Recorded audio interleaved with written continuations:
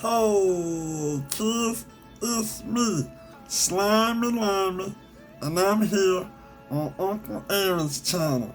And today, we're gonna do another math problem. Are you ready? Huh? You ready? Huh? Okay, let's begin. 2 plus 2 equals what? 2 plus 2 equals what? If you have 2 pieces of candy and someone gives you 2 more pieces of candy, how many pieces of candy do you have altogether?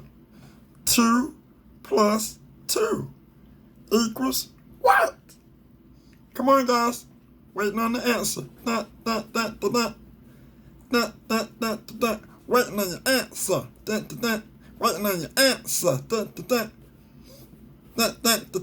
Waiting on your answer.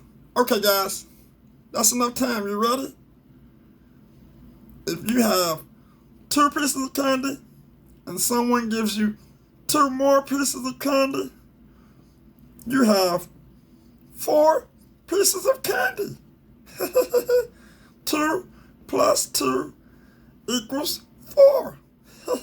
2 plus 2 equals 4. Yay! Good job, guys. Bye for now.